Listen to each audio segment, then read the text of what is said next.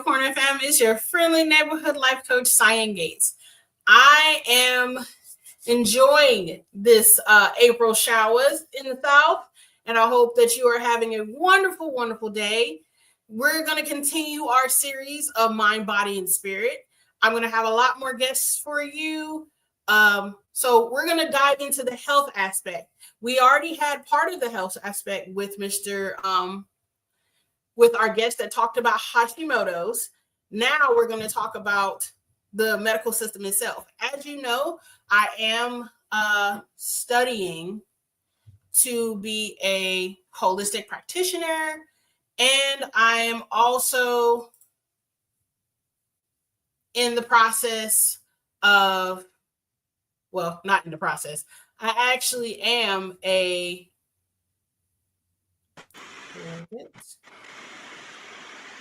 where to go? Sorry. There we go. There we go, people. All right. So I am also in the process of getting my degree in alternative medicine, as well as I already work in the medical field. So as a phlebotomist, I was certified as a medical assistant since 2017. So when it comes to health and advocating for the patient, I am a firm believer that both any and everybody deserves an opportunity to be heard. So I'm bringing to you a guest that has not only done that, but he's also has made his life as a transformative coach. So in this episode, we're going to be joined by Mr. Christian, a transformative coach who has dedicated his life to guiding those who've been let down by both traditional medical system and the noise of alternative wellness culture. With over 20,000 hours of one-on-one coaching experience, Christian has a gift for cutting through the confusion and offering practical, simple, and powerful tools for healing. If you're feeling burnt out or overlooked or overwhelmed on your wellness journey, this conversation is yours. So we're going to talk about the real reason people stick to the healing journey, what actually works and what doesn't work. It's basically an overall conversation on health in general. So please help me welcome Christian. How you doing? I'm great. Thanks for having me on your show. Sorry. I had to rearrange in here. We're glad to have you. So can you give us a little bit about yourself, your profession? What do you call yourselves? Are you a guru? Are you just a transformative coach? Like, give us the lowdown of who you are. Oh man, yeah, I get called all sorts of things. Some flattering, some not. But yeah, my background is I guess the easiest way to say it is a health coach, but that often needs a little more explanation. So holistic health coach gets a little closer. But my journey is I started, like probably a lot of people, just getting into it to try to get my own health in order. I wasn't well in my late 20s. I'm thinking, geez, where's this going by the time I'm 50? So I had enough foresight to say, I've got to get in front of this. I had kind of a degenerative shoulder condition. I had a chronically weak immune system. And short version, I turned that around in about 2 years and became more or less a pillar of health. I learned a ton because I had good teachers. And so that sent me on a quest to say, how many other things like this do I not know about that could be simple and dramatic in their healing potential? So I became a nutritionist, became a personal trainer, opened 4 different brick and mortar locations, grew up to 10,000 square feet. We had chiropractors, acupuncturists, massage therapists, personal trainers, nutritionists, just a lot of different disciplines in one place. And that became really what set the compass heading of what I ended up doing. So in 2017, we closed that business and moved into a virtual coaching space, and really kind of transformed my life coach and working. I didn't really seek to get into it. It just kept coming, the mental, emotional puzzle of health, because it's so important to, if you can't figure out why someone is unmotivated, if you can't figure out why someone doesn't have confidence, then you're going to have a harder time getting them to perform the habits that help them get healthy. So we became, really just relationship, life, health coaches all mixed in one. And of late, I've ended up partnering with other doctors and coaches just because I've been at it so long. I have quite a network now. And we've really focused our attention on the topic of detoxification in particular because there isn't a better explanation for why we are so sick as a nation, or as Western countries in general. We've grown from 1 out of 10 people had a chronic health condition, and to now it's 6 out of 10. And that's at least one. Some people have multiple chronic health conditions. And so the only reasonable explanation for that, yes, there are blue lights and EMF and other things, but the biggest problem is we've just slowly poisoned ourselves over the last several decades. And we're living in an environment from food to medicine to personal care products and et cetera, that is just highly toxic, and our bodies are showing the evidence of that. So a lot of what we do is we try to find and triage the mental, emotional, and physical upstream issues that are keeping people from being well. And it's much more fun when you go after root causes because your chance of success is so much higher.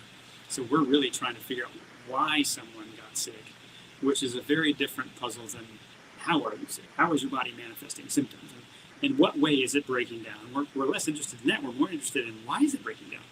We want to know that. And as soon as we start solving that, it's amazing how many health issues resolve themselves because you've taken away the reason someone got sick in the first place. So anyway, that's a short version of what I've been up to the last 20 years and where we are now. Okay, so I know you're talking about detoxification. That's something that I actually took the class on. Yes, we talked about microbiomes and how they help us in digesting all the good stuff, even though like the only thing they taught you like in traditional Western medicine, we knew nothing of microbiomes. We heard of them in passing, but we didn't see them in anything in depth, like how in my alternative class. So as far as I knew, the stomach digests everything with acids. Acids have gastric acids, helps you break down food. The end, done. That was literally what we taught like as a medical assistant. But when it came down to alternative medicine, they're like, okay, so you need to understand that your stomach isn't just one acid. It's a bunch of organisms working together to be able to process all these things. You need antioxidants in order to process that because it also strengthens your immune system. Your immune system is attached to your gut. So you have to, the more ways you treat your gut, the more better that you'll look on the outside rather than just like in the inside. So can you tell me how, explain to everyone like a microbiome or at least like the process of detoxification? Because I hear smoothies, I hear pills, I like the ones that make you poop all the time or just like trying to get the worms out from what like I get from like alternative culture. So can you break it down for us? Sure, I'll do my best. So, yeah, I guess we'll start with just the concept of the microbiome. Originally, we thought the human gut was sterile, and that germs or bacteria were to be feared, and we're trying to keep them out. And we could not have been more off the mark with that assessment of the gut. And so, yes, it's funny to me that the medical world even I've asked this question to so many doctors and pharmacists, and how much nutrition education did you get in school? And like, none. We didn't talk about it. Or we had a lecture, and you're like, and there's no better oxymoron maybe in the world of health than a medically supervised diet. Like, you mean the people that don't study nutrition are going to teach me how to eat? Fascinating. But when it comes to, what you're learning about or what you're realizing is there's acid, but there's enzymes, and then there's bile, and the microbiome is such a vast sea of what's very difficult for the scientific modeling we have to study because our scientific method is reductionist. It's trying to reduce the variables. And what you have in the human gut is you have this diverse, hopefully very diverse ecosystem of bacteria and yeast and mold and fungi and parasites and any number of microbes, some invisible and some like worms. I'll get into, I'll kind of put parasites on the side for a second. But you have this diverse ecosystem, and each of those microbes has its role in nature. There's some that that eat our food and poop nutrients, and there's others that eat our food and poop toxins. And there are some that are in nature, their role is to clean up rot and decay, and they eat poop, and they're there to munch up toxicity. And so when we're talking about the microbiome, appreciate that we are outpopulated by these organisms by about 10 to 1. So for every cell that you have in your body, there's about 10 organisms that live in you or on you. You have about 2 to 6 pounds, depending on how big the person is, of microbes that are part of you. And it's not just in your gut, it's throughout your entire body, and it's all over your skin. So one thing that hopefully you can do as you start to metabolize that is it just removes the fear of germs. You can't get away from them, nor do you need to live in fear of them. But what matters is the balance of this ecosystem, the rainforest, if you want to think of it that way. Everything inside you is wet all of the time, unless you're just weird health condition. You have your water should permeate your whole being. And so these microbes exist in this rainforest, and in a healthy, balanced rainforest, life goes on, and dead trees are decomposed, and it's a healthy forest. And if you think of our gut that way, we have created over time very unbalanced ecosystems. We've created, because of this toxicity problem that I talked about, we have become more and more burdened by our food, by our medication, by our personal care products, by the exhaust and the pesticides raining down from the air, and on and on. And we've accumulated so much body burden that these microbes that feed on chemicals and rot and filth, they have a lot of food, and that food's inside us. And so they procreate to an extent where we create, what the fancy word is dysbiosis. We create an imbalanced ecosystem inside our body that kind of just creates this non-virtuous loop of disease, because there's so much rot. Now our tissue's choked out of what it needs. They eat the first fruits of our nutrition. And so it's a problem you got to get back in front of methodically. So much of our health can come back to our gut. If your gut is not functioning well, you can have pretty much any health problem you can imagine, because, as you pointed out, the majority of our immune system is in our gut. Not surprisingly, because that's where the most things come into us. So they're there surveilling, and they're kind of a watchman on a wall, protecting us from things that shouldn't be there. But they easily get overwhelmed with the amount of toxins and, you could say, non-native frequencies and such that we deal with. And so there's many things that disrupt it. And since we can't study, let's say, 40,000 different types of bacteria and how they're all interacting with each other and what they're doing, what we can do is try to mimic nature and say, how does nature balance the ecosystem? And well, sure enough, if you've got toxicity, you're going to have a lot of unbalance. So how do we reduce the toxic burden? And sometimes that means there's curated cleanses you go through to help the body clean itself out. And there's a lot of cleanses that I think of more as a kind of gimmicky, or they're like a shallow detox versus a deep one. And a deeper detox is, if somebody's in a lot of weight to lose, or they're in really poor health, a lot of disease conditions, typically you need more of a deep detox. You're not going to get at that with a juice cleanse or a 10-day this, that, or the other. There's more of a process of healing that needs to go on.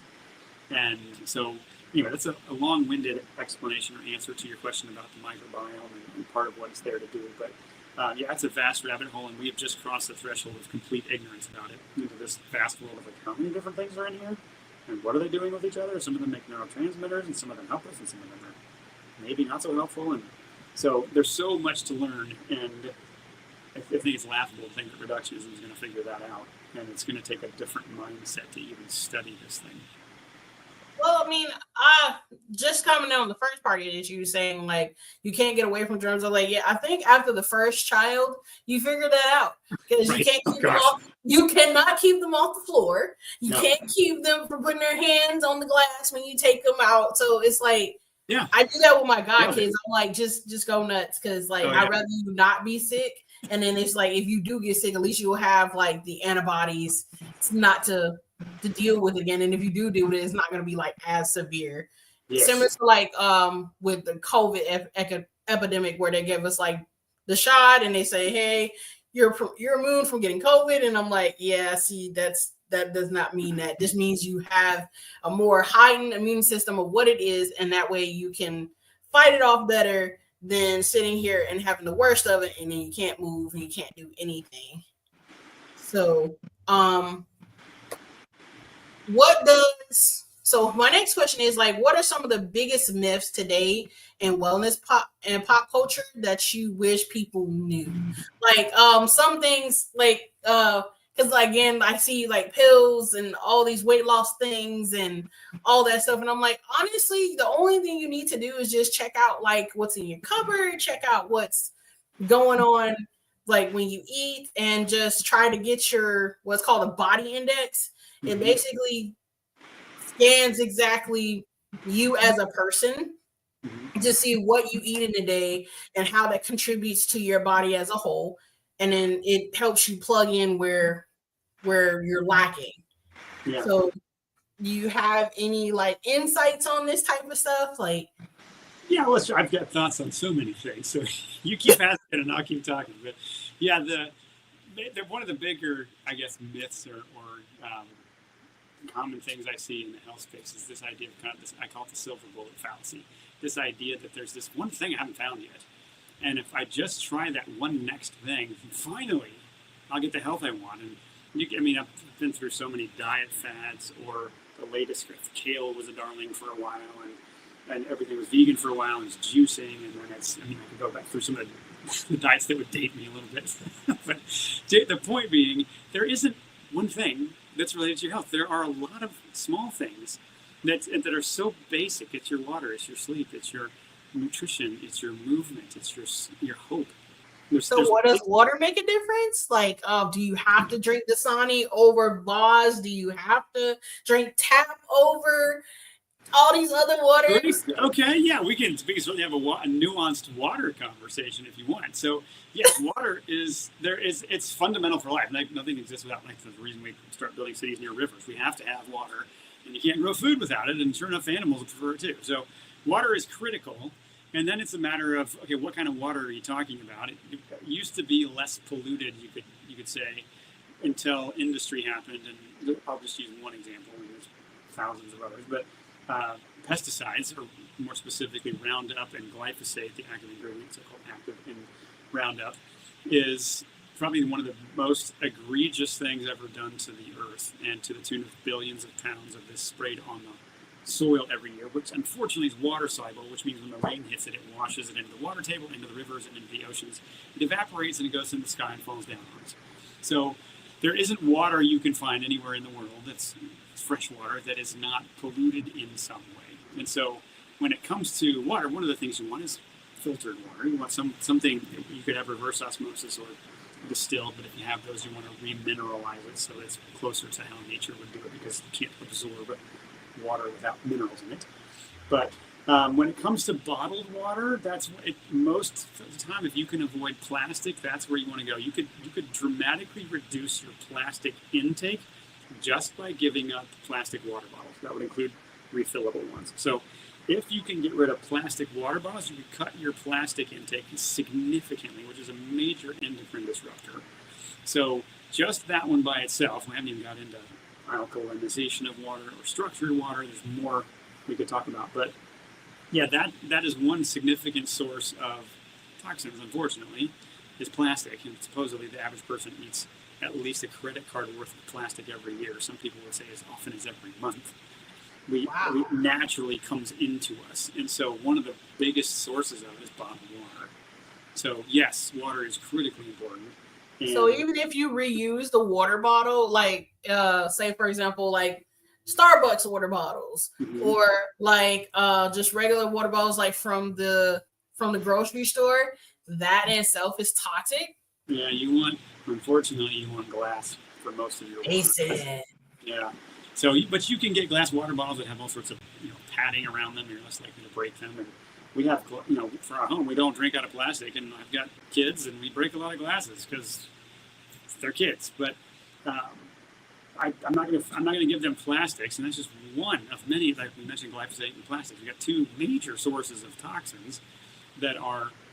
Glyphosate is gut rot. It obliterates the junctions between our cells in our intestines, and so it creates this sieve of this leak into the rest of our body. What should stay contained in the tube is porous now, and it leaks.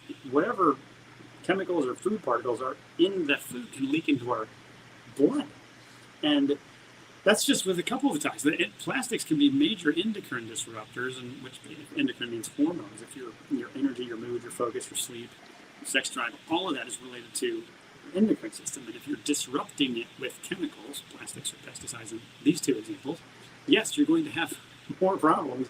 So there's a checklist of returning to the basics, of returning to a lot of ancestral wisdom that goes a long way to rebuilding health.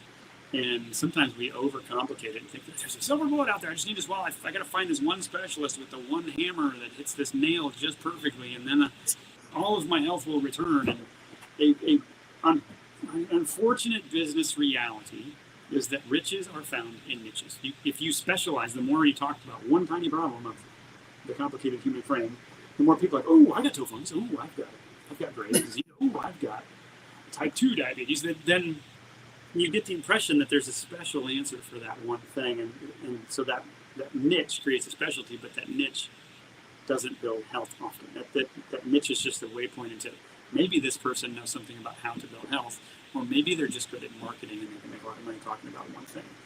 And so we're more master generalists. I think generalist as juxtaposed against partialist is a more accurate frame. Specialists are actually just partialists. They look at part of the problem instead of the whole problem.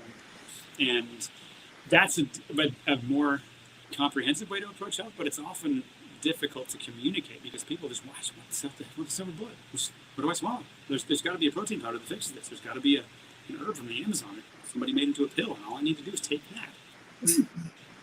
Okay. So you talk about like elegantly simple habits and modalities. Yeah. Can you give us some few examples of what that looks like on a daily basis? Because like I said, right now, if we're comparing alternative to medical yeah. is I'll give you this pill. This pill will help just about everything, but like you have to do a diet and exercise and all this stuff compared to like if you just do it anyway, and just change up the foods that you eat, as well as like the environmental factors like social environmental that has an effect on your health, as well as environmental being in a place that's very toxic and pollution, as well as like air pollution. Because I had a friend that made a very good point. He was like, there's a difference between South Carolina air and New York air. New York air, at least you know it's clean. Yes. Okay, like South Carolina air, it's clean, but it's like in spat.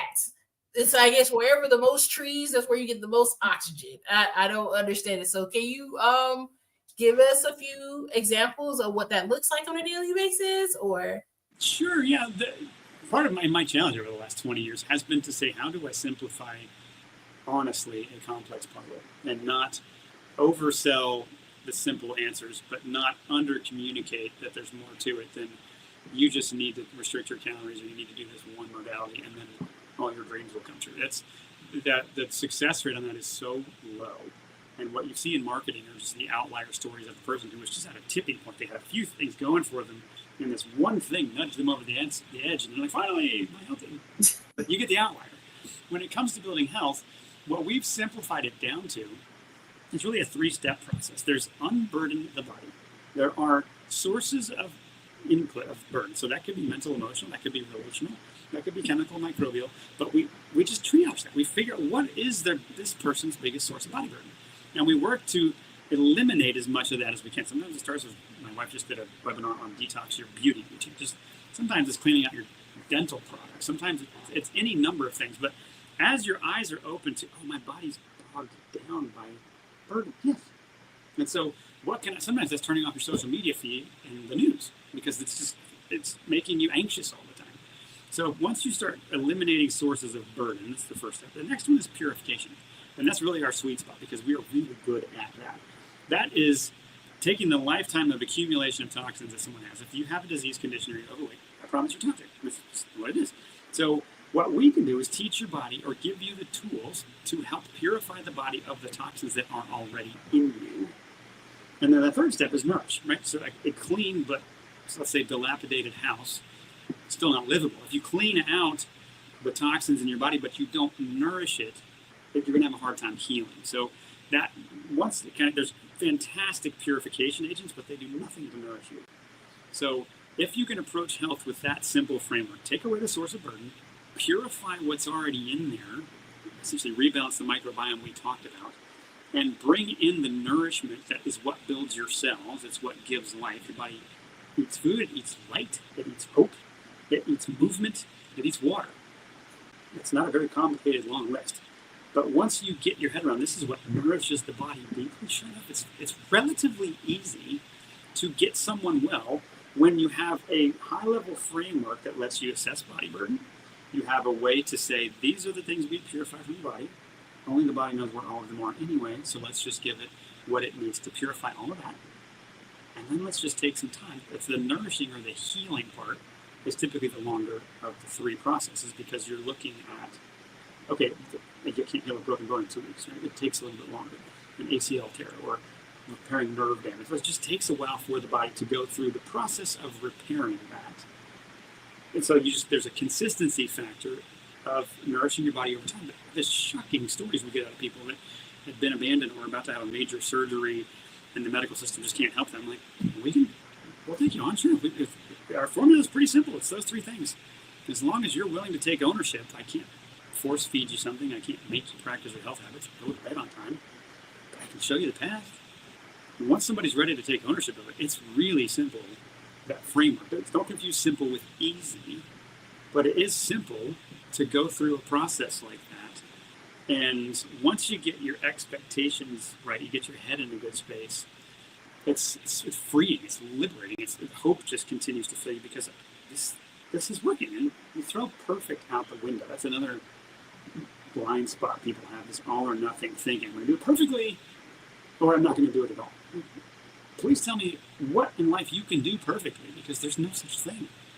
So your only progress is going to be imperfectly, but lean into that and it softens the battlefield. It's much easier to go in and work at lifestyle change over time. So anyway, that's a high level frame, and I get more into the specifics of each of those three categories if it would be helpful. But that's the frame we bring to the process of healing that seems to produce a lot of fruit. Okay, so do you think that all right, this is the big question that I had a professor ask all of us in a discussion post. Okay. So he was talking about the difference between conventional medicine and alternative medicine and whether or not they could either coexist or whether or not that they could be worked separately or not. Now, when I did my version of it, I said that both are needed, but and both can coexist. But understanding like you have to give alternative conventional integrated medicine some room. Because it seems as if like the only thing that we have right now is mainstream media of Western medicine that says that you take this pill and then that's it. You go and you go to your appointments and that's it.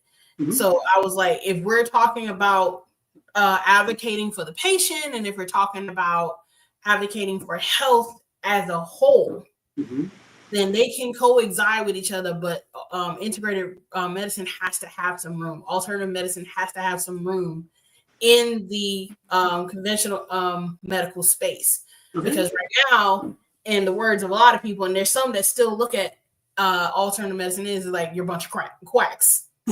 And that's actually in a book.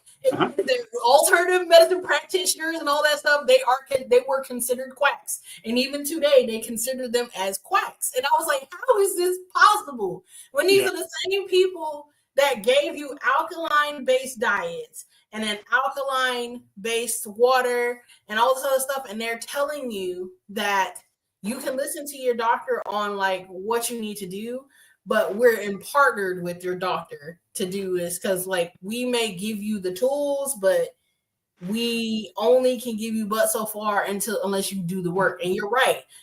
I can lead you to water, but you got to be able to drink it and be able to apply it. Yeah. So do you think, like, from your personal opinion, that alternative medicine and Western medicine can have a lovely relationship, or like there? Because I know detoxification is very important, but that's not the first thing that was taught to us, like in medical, like when I first started in medical. So, yeah, no, I have strong opinions on them, but they're kindly delivered. So, my perspective on Western medicine, or what we call conventional, is it's time for that form of medicine to give up the word conventional, and they can start competing in the marketplace based on the merits of what they offer. And I think the best thing so-called conventional medicine offers is trauma and emergency care. I think if you tear your ACL, You get hit by a bus, please take me to a Western medicine doctor. That's where I want to go because they're good at saving lives and repairing torn ligaments and things of that nature. That's where they shine. I think outside that, if they have to compete on the merits, they're going to lose badly. And my vision of a health landscape is there is no conventional. It's not just Western medicine gets up. It's nobody gets to claim it. It is a free market of many different disciplines that have merit, and they can bring a different aspect of healing to the human frame. But what we call Western or conventional or allopathic medicine has going for it isn't necessarily the things that made it great. It's the marketing monopoly. It is drug advertising. It is liability-free products. It is licensure that puts doctors in a pen so they can be corralled into behaving a particular way, or they can have their license taken away. They have to practice what is standard of care. And so they don't get to practice much. They just get to mostly follow orders, and with some leeway, they can prescribe this medication over this one. If it's off label, maybe I can do that. I think most of that is backwards. The whole medical system, it sounds hyperbolic or hard to believe if this is the first time you've heard this, but the whole system is built on three things: cut, burn, and poison. The medications they create are poisons. They're potions, they're tinctures. They all have an LD50 rating that they're known toxins, and there's a reason if you take too much of it, it will kill you. And they have interactions where they know you can't take these two together. The word pharmaceutical comes from the word pharmakia, which literally means witchcraft or sorcery. That's the genesis of that word. And somebody's like, yeah, that's a good, let's use that. We're going to use potions to make people well. And it's a chemical poison. It's an intervention that accelerates, suppresses, or replaces, essentially overrides a normal bodily function through the hubristic lens that says we're smarter than the body. We know what it should be doing, and we're going to force it to behave differently, rather than saying we are stewards of a body that knows how to heal itself. And we're going to try to get out of the way and take away burden and give it as many scenarios as it needs to heal. Western medicine doesn't do that. It intervenes with treatments and says we're going to force the body into this because it's too stupid to fight its own battles. And I think that's just gotten us so far off course that the other one's cut.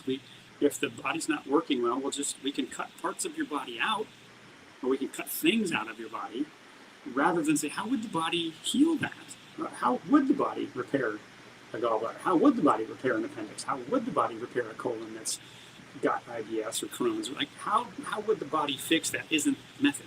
It's cut out parts, and poison or burn is radiation. We can radiate you and hope that we kill enough of the part of you that we don't want to be there, and the part of you that we want to keep is strong enough to survive that. So that's the model, and I'm not meaning to throw all doctors under the bus. I'm just saying we can question the system and the thinking that was put into it. We can rewind back to the 1910 Flexner report if you want, and talk about more or less the birth of this as an institutionalized model for healthcare.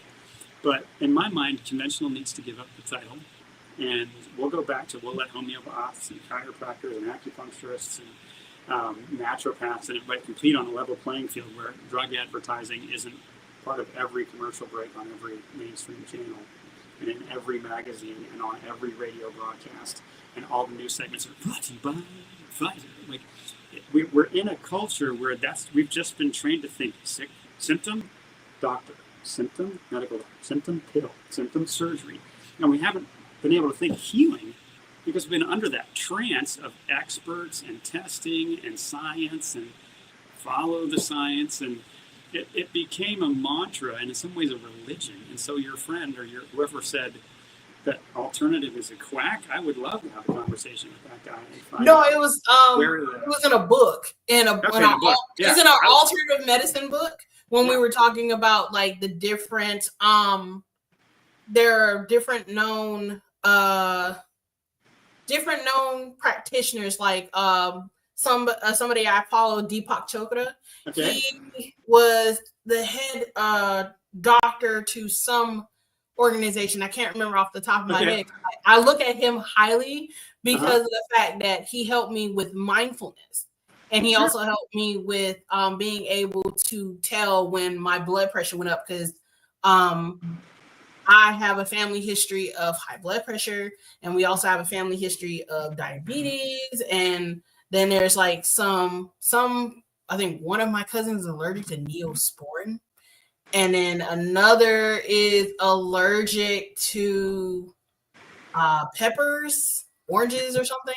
So it's like we have all these weird conditions. So it's like we have to I be would able want to. you to figure out why you have those. What Western medicine is going to do is just like, well, let's treat the symptom. Let's just don't eat that. Like, well, maybe we can figure out why you're so sensitive to some of these things, and that's often not a way that the system thinks.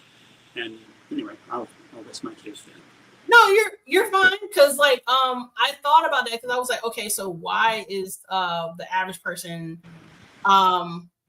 dealing with hypertension, or why are they dealing with this? The only thing they tell us is like some people deal with hypertension because do a diet, stressful life environment. Sometimes it could be the result of quote unquote ancestral DNA transfer. Like you, if your parent had it, if one of your parents had it or both of your parents had it, then there's a higher chance that you have it. They think of it as like a genetical type of thing. So when I look at it, I think of it as like I have to think about the average American diet consumes of burgers, fries, processed foods, sometimes even food that is considered organic, but it ends up not being organic because it also has fillers, somewhat like potato starch or MSG, or like all these other things that you didn't think that could actually go in food.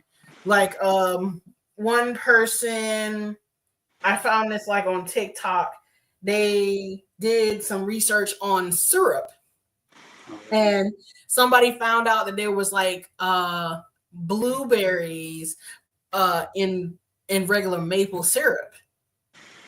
Why is that in there? Why is it? It is different. And I was like, I guess they said it's to preserve something, but I was like, but if you're preserving, you're also using another chemical, and you're also using all these other things that either you don't know the name of, you don't know the side effects of. So in this case, I think we're at a point in medicine where it's like we're trying to find the ends to justify the means. And if you can blame somebody for something, that's the quickest way to get your hands free. Mm-hmm. And then we're also at a point where when someone is so desperate that they want to change, they look for just about anything. So they go down the rabbit hole of alternative medicine, and they think that just if they drink arrowroot powder for like a week, then automatically their blood sugar goes down. No, there's more to it. Yeah, there's definitely. Yeah, and one thing I'll say that I want to be clear about is there can be a quack in any of those types of disciplines. There can be a quack there's plenty of quacks in the medical world who are just drug peddlers that nauseate me. And there are plenty of great ones. But there's quacks in chiropractic and homeopathy and naturopathy. There's people that are just woo-woo and weird and don't really have much to lend. They're just kind of crazy. And it's okay to have discernment or to say, maybe that's not for me. But it's not like the human condition skipped anything medical. No, it still wove itself into that as well. And then when we can appreciate that whatever discipline we're talking about humans, so there's going to be a flaw involved in it. And then we can evaluate the merits of the method and the logic behind the system or the intervention, the modality, a little more objectively and say, well, does this actually make sense? I can't make sense of cut, burn, poison as the method of healing. That's not healing. That's unless I tore a ligament or have a bone sticking out of my leg because I got hit by a car. I don't need that way of dealing with my health.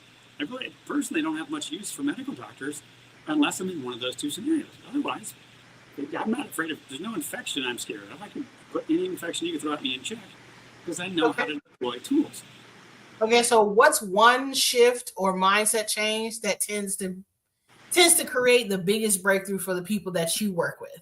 Like when you start talking about what simple cut and dry that they need to do, whether they do it or not, what sets that apart? Like what is something that sets you apart from others? that Yeah, limit me to one. No, it's terrible. Okay. What? Yeah, there's so many, but I'll start with one. So the first Well, one. just narrow it down to 3. How about that? Okay, we'll go. First one is extreme ownership. Let's call that. It's no one's coming to save you. You are the only one who can eat the food and drink the water and practice your health habits. And you are going to have to learn. You're going to have to develop this thing called intuition. You're going to have to test and try things. And maybe that means you overdo it once in a while and you're really sore for a couple of days, or you have a Herxheimer, a cleansing response where you feel a little worse on the way to feeling better. Maybe you burn the chicken because you're learning to cook. Who knows? It's not going to be perfect, but take ownership because no one's coming to save you would be a big one. Another one is this appreciation that healing takes time. And I'll put both these on the table so I can mention them. There's the reality that healing takes time, and there's the reality that your body is fantastically intelligent, but it has its own undisclosed priority list of what it's going to heal, in what order. And so some people, their only goal when it comes to health is weight loss. And we like to say weight loss is a side effect of getting healthy. And so if you can appreciate, let's just use the example of weight loss for a second. If you can appreciate that your body your fat cells in particular, are not going to give up the contents of the fat cells that are toxic, if they know it can't make it to the exit, or if that system, the purging systems are so bogged down, you won't be able to offload that, it would be dangerous for the fat to give up its contents. Fat cells can't lose the weight.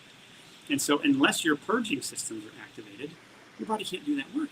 So if we can approach that from the ownership, healing is going to take some time, and my body's going to go to work on what it perceives to be the most important thing for it to deal with when it has the freedom to attack this problem. That might be cleaning up your gut health and your microbiome like we talked about. That might be putting you to sleep and making you really tired. That could be resensitizing your hormones, or any number of things that are going to take a precedent over what you might prefer to see healed.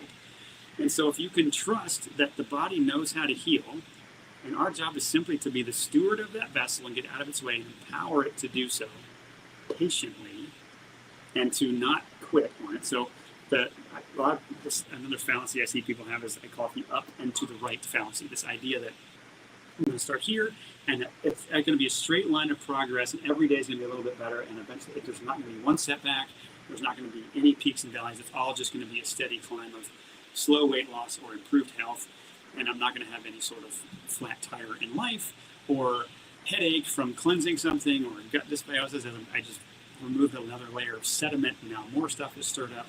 That's part of a real healing journey. And once you kind of metabolize, this is going to have like a climb and a plateau, yeah, and then you climb again and a plateau. And you might even have a setback of something you didn't see coming that no one could have predicted. That doesn't mean you're off course. It just means, no, this is the part you had to go through to learn the lesson to get to the next climb. And your body can make another climb, and it will work at the next problem that it sees, and the next one, and the next one. And weight maybe 3, 4, 5 items down the list, but eventually that starts falling off. The fun stories are the ones where weight just melts. Because the body, we just change what they eat, we go put them through a cleanse, and then just falls off. Other people, it takes longer because there's so much cleanup to do, so many years of buildup, where they're still poisoning themselves with their lifestyle. They don't know what they're doing. And we have to find those things. So hopefully those mindsets can just sturdy someone up for a real healing journey, because it is a journey. It doesn't have to take forever. Some of our whopper stories are short amounts of time. But once it clicks that that's the healing process, man, you can heal just about anything. Okay, so for someone listening who's feeling stuck or exhausted in their healing journey, what's one practical thing that they can do to start? Like, how can people start discerning what's right for them in the world full of shoulds when it comes to health and wellness? How can they tell the difference between who's just feeding you garbage and then another person is just feeding you truth, and they're just very sincere about working? If I was a person coming to you saying, hey, I really need to know what's the BS and what's not, what would you what's some practical things you can get them to start today? Okay, great question. Yeah, I'll answer the question of how do we do this first. The short version is we have what we call a body burden audit. and we have a habits audit. Those are two big things that help us know where is this person likely letting their health slip away and they don't know. Where's the source of the body burden? And then we audit their habits. Like understanding what a day in the life of looks like helps us find the flashing red lights of like, oh, man, if we change one or two habits here, you could have a significant change in your overall health. So I'll just go with some of the basics then. So obviously, if you're not drinking water, start there. Like we've got to have good quality water and enough of it. Nothing leaves your body without the medium of water. Everything exits contained in water. Your breath is water. Everything that your sweat, your orifices, everything leaks water. So you need water in order to get stuff out. So that has to be part of it. And the better the water, the faster you're going to heal. Another big one is vegetable oils. If you don't know about vegetable oils, better known as seed oils. So those are your canola, rapeseed, cottonseed oil, soybean oil, corn oil, etc. Those oils are poison. They're one of the worst things you could possibly consume, and they're worse for you than sugar. And basically, if you go down the middle aisles of the grocery store, almost everything has seed oils in it.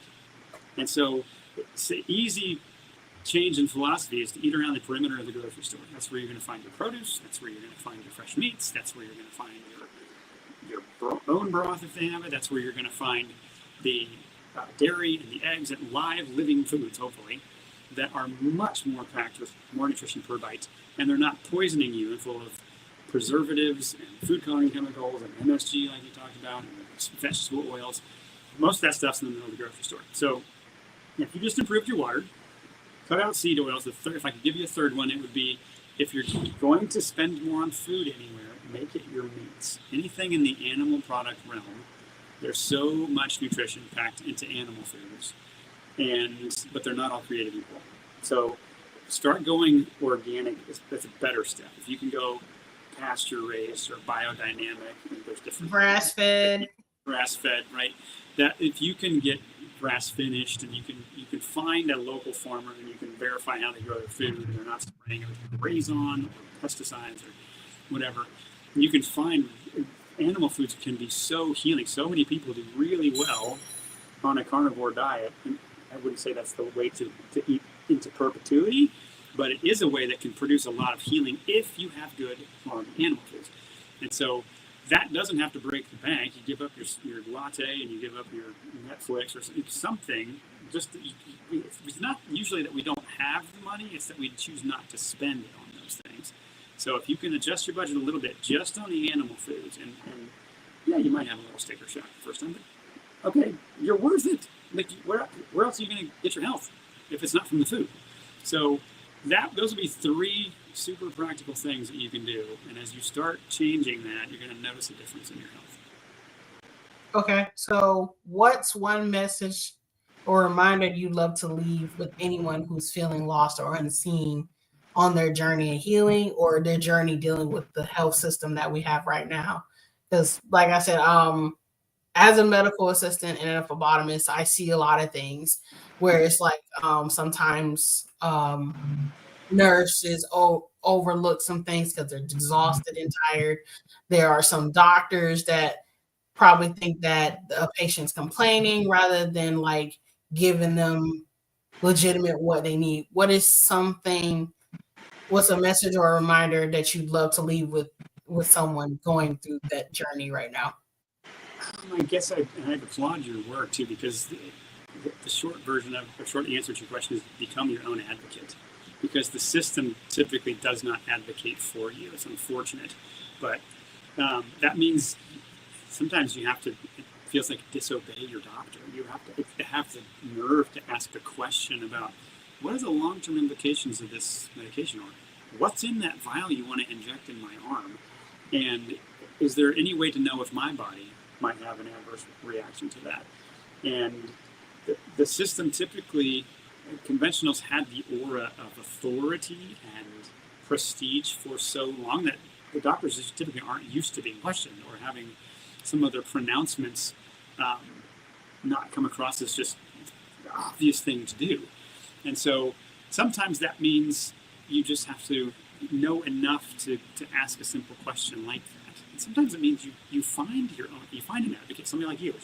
It's what I do often for people, and help them know the questions, help them frame how does the body work, and why would I intervene that way? And could this have anything to do with diet? Could this have anything to do with lifestyle? Could this have anything to do with toxicity or parasites? And you typically, I don't know if you could offend anyone with a sincere question. And so it's the asking of questions that help you learn, you know what, I think I can fire this doctor. I think I can find someone else who might be able to actually collaborate with me, respect my intuition, hear my story, and put their heads together with me on how to do that. And that's really what we do all day. I get to work with doctors and clients and figure out the puzzle of that person. That's just not common. And so, yeah, unfortunately, most of us have to be our own advocates. But if you can find somebody who will take that mantle, and that can be a family member or friend, somebody you can take with you to that, has a reasonable reasoning skills and is not intimidated by somebody because they have a stethoscope around their neck. That can be maybe I can get more pointed if you want to focus the question a bit more, but that's my current answer. Okay. And the final question I ask everyone on my show, because again, we are transparent here and we do go deep. When in this profession, there was a reason for you to be able to walk in the profession authentically. Mm-hmm. So my question is, if you could say or give advice to the younger version of you or the 20, 30, 10, 16, whatever age, no matter what the time is, what advice would you give them to move forward? Professionally or in any particular? Either or. It does not matter. You can do both. We literally have time for both. Okay, well, thank you for the option to do both. I'd say professionally, brace for impact. Like it's difficult when you stand against status quo, when you have the nerve to question things and not let lingering questions fade away because nobody likes to answer or entertain that question. So there's a level at which it will sturdy you up to face challenging paradigms and challenging systems. And if you can maintain your humility and your curiosity as you do it, it's much easier to arrive at truth faster and really weed out who can be helpful and who can't. So yeah, buckle your chin strap, brace for impact, stay humble, stay curious. And really I think that applies to life just as well as profession. It's hard to go through life thinking you know everything or expecting to always be right, because life will humble you pretty quickly. So I'd say stay humble and stay curious is a great mantra for life. And you're going to have more friends that way. You're going to be less judgmental that way. You're going to ask more questions instead of making more assumptions. And you're going to learn a lot faster by doing those two things. So there you go. Okay. Thank you so much for giving us this knowledge, the know-how, your time, your wisdom, all of the above for this episode. I really appreciate it. Well, you're welcome. Thanks for having me on your show. No problem. And don't worry, this will not be the last time you hear about Christian. Can you tell people where they can follow you, where they can find you? I'll put it in the show notes, but sure. Give a gist of like where they can follow you and find you. Yeah, if you like the work we do or you want to learn more, you can go to healingunited.today instead of .com. We wanted some urgency in our URL, so it's healingunited.today. Some people have a hard time finding that site. I think some of it's being a little suppressed, so I'll actually put a link to it. We cloned a non-branded version of it, so I'll put that in the chat for you. But yeah, healingunited.today. You can find my podcast there at that site. The podcast is called Deconstructing Conventional. You can find that pretty much anywhere you listen to podcasts. We are also at True Whole Human on Instagram. My wife runs that for us. I'm on LinkedIn, or you could email me, christian@truewholehuman.com. That's pretty much it. That's where we find ourselves in the digital world. So yeah, we love the work we do. And anything I said resonated, I've got a free mini-series on the Healing United site on why we don't heal like we used to. And you probably will learn some cool things and find it like, oh my gosh, how did I not see that? That's so much simpler. So we help people heal. Those lovely aha moments. Right. Yeah, when you just think you can't and then you realize, oh, I thought I tried everything. I haven't. Yeah, that's the thing I never heard of, and gosh, that sounds like the most sense I've ever heard in a long time. So check that miniseries out. It's free. It's 7 videos, and it'll teach you a lot.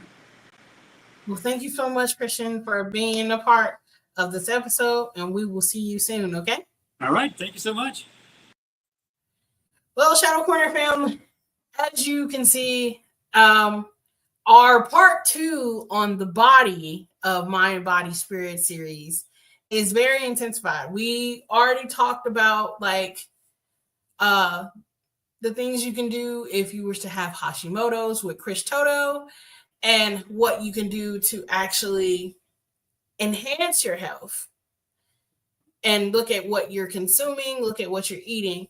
And then with Christian, we dive deep into the medical field in general versus alternative medicine, and how things have changed, how things have transpired, as well as how things have become different.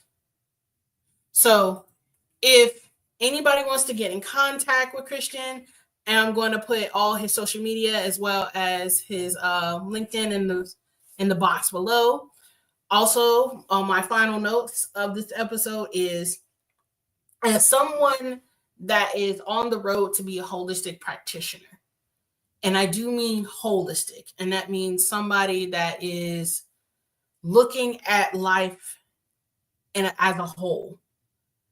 Everything contributes to your health, whether it be environmental, where you have to sit here and think about the people you hang around, the job that you are cooperating your time, or even the many stressors that you have in your life. Whatever those are, you have to dissect those things and work them out. Do problem solving skills. Do what you have to do to give yourself some balance and peace. When we talk about social, we're talking about the people that you hang around. We're talking about the different communities that you coerce with or coincide with.